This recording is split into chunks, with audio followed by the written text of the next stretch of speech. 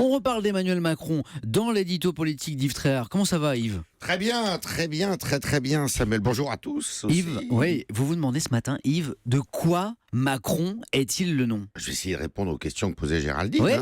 Évidemment, de quoi? Alors, il a démissionné. Ça, c'était très attendu, on le savait. Va-t-il se présenter à la présidentielle? C'est la question. C'est l'objectif, c'est aussi un secret de polichinelle. Normalement, il va y aller. Mais que faut-il pour ça? Eh bien, il faut, Géraldine, qu'il suscite le désir. Le désir que Macron soit le candidat nommé Désir, qu'il donne envie. Et ça serait déjà pas mal parce qu'on ne peut pas dire que le désir soit au rendez-vous de la vie politique jusqu'à présent. On ne le sent vraiment pas vis-à-vis ce désir monté vis-à-vis de tous les chevaux de retour que sont Juppé, Sarkozy, Fillon, Mélenchon, peut-être Hollande s'il se présente, et même Montebourg et Marine Le Pen qui sont un tantinet plus jeunes.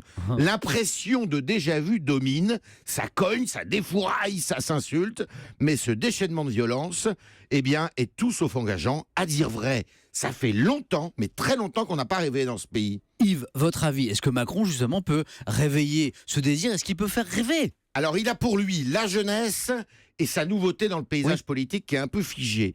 Il a pour lui de plaire aux femmes et aux hommes, ce qui n'est pas toujours évident, et d'être populaire.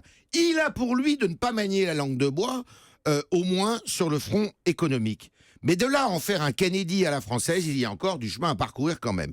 Il plaît, mais il plaît d'abord aux chefs d'entreprise et aux bobos. Est-ce qu'il plaît aux paysans de la Creuse et aux retraités du Nord-Pas-de-Calais? Ça, on ne sait pas. Il plaît, mais est-ce qu'il peut convaincre? Son bilan de 2 ans au gouvernement est quand même très faible, à part cette loi Macron, dont on retiendra surtout la libéralisation du trafic des autocars.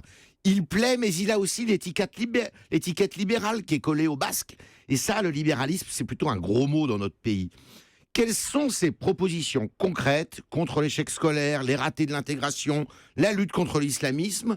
Alors on sait quoi de Macron? Pas grand-chose, sauf ce qu'il a dit, je suis ni à gauche, ni à droite. Et justement, ni de gauche, ni de droite, est-ce qu'il peut gagner avec ce positionnement?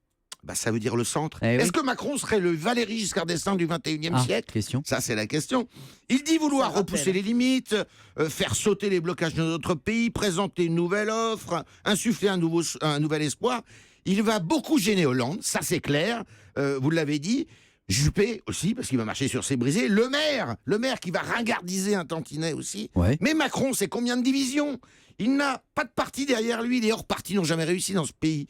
Encore moins quand ils se sont jamais frottés au suffrage universel. Macron, il n'a jamais été. S'il arrive à se faire une place, il aura gagné.